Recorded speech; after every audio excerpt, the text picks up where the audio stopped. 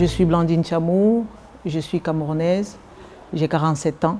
Je suis inscrite en 3e année à l'Université de Corse sur une thèse en sciences de l'éducation.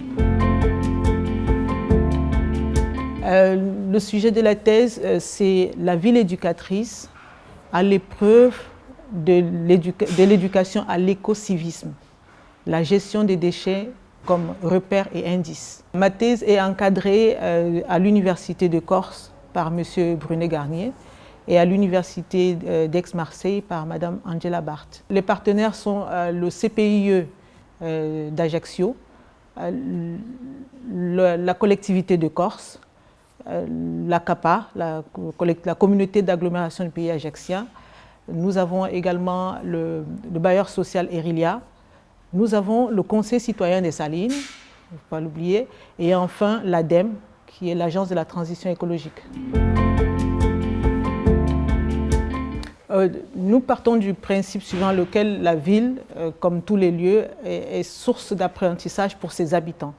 Et c'est pour ça d'ailleurs que de manière commune, on peut déclarer que telle ville, les habitants de telle ville sont moins bien éduqués que d'autres. De cette réalité d'apprentissage de la ville, il s'agit de comprendre comment une ville peut être éco-apprenante, et notamment à travers les déchets. Il existe plusieurs formes d'éducation et dans cette démarche, elle met en valeur les deux premières formes d'éducation qui existent, c'est-à-dire l'éducation informelle, celle qui est à la base de l'éducation familiale, l'éducation entre les parents, c'est ça l'éducation informelle, et l'éducation non formelle, qui est celle d'un groupe qui voudrait former ses membres, que l'on a connu dans les sociétés primaires à travers les initiations, par exemple.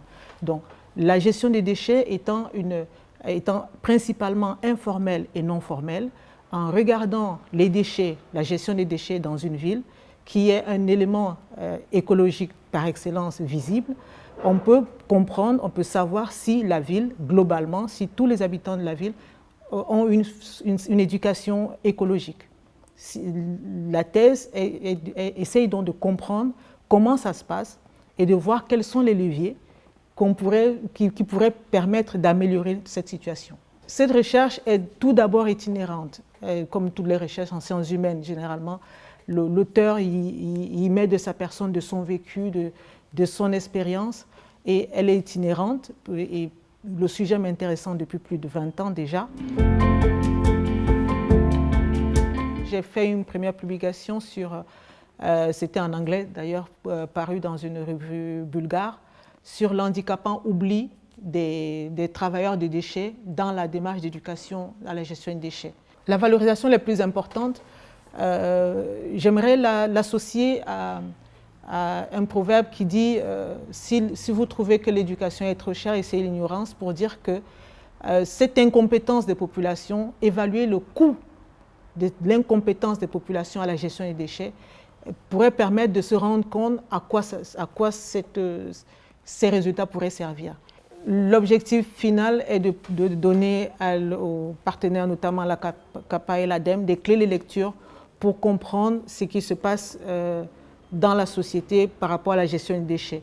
C'est vraiment de remettre au goût du jour l'éducation informelle et non formelle comme véritable levier de l'éducation, notamment à la gestion des déchets, afin que tous les lieux de vie soient conçus et compris comme des lieux d'éducation à la gestion des déchets.